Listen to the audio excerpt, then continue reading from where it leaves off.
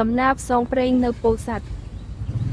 តើអ្នកដឹងទេថាប្រទេសកម្ពុជាយើងមានខេត្តដ៏ស្រស់ស្អាតមួយឈ្មោះថាពោធិ៍សាត់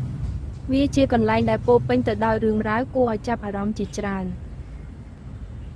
ថ្ងៃមួយក្មេងប្រុសម្នាក់ឈ្មោះតារាបានទៅលេងផ្ទះលោកយាយរបស់គេគឺយាយសកភាតារាចូលចិត្តស្ដាប់រឿងនិទានរបស់យាយណាស់តារាបានសួរយាយថាយាយតើខេត្តពោធិ៍សាត់មានអ្វីពិសេសទៅ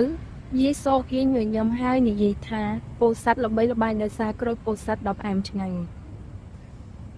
យាយសកភាបានបន្តថាក្រូចពោធិ៍សាត់មានរសជាតិផ្អែមល្ហែមហើយមានក្លិនឈ្ងុយឆ្ងាញ់វាដុះនៅតាមចំការជាច្រើនក្នុងខេត្តពោធិ៍សាត់ក្រៅពីក្រូចពោធិ៍សាត់ក៏មានភ្នំដ៏ធំមួយឈ្មោះថាជួរភ្នំក្រវ៉ាញដែរយាយសកភាបានប្រាប់វាជាជម្រករបស់សត្វព្រៃជាច្រើននិងមានព្រៃឈើខៀវស្រងាត់តារានឹកស្រមៃឃើញព្រៃភ្នំក្រវ៉ាញដ៏ធំល្វឹងល្វើយគេស្រមៃឃើញសត្វដំរីធំធំកំពុងដើរក្នុងព្រៃនិងសត្វស្លាបកំពុងហើរលើមេឃយាយសកភាបានពន្យល់ថាជួរភ្នំក្រវ៉ាញក៏ជាប្រភពទឹកដ៏សំខាន់សម្រាប់ទន្លេនិងស្ទឹងជាច្រើននៅក្នុងប្រទេសកម្ពុជាដែរ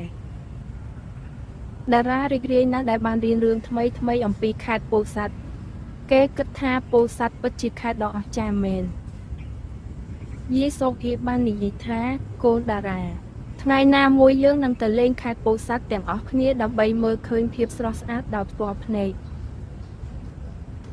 តារាសប្បាយចិត្តជាខ្លាំងហើយទន្ទឹងរង់ចាំថ្ងៃដែលគេនឹងបានទៅលេងខេត្តពោធិ៍សាត់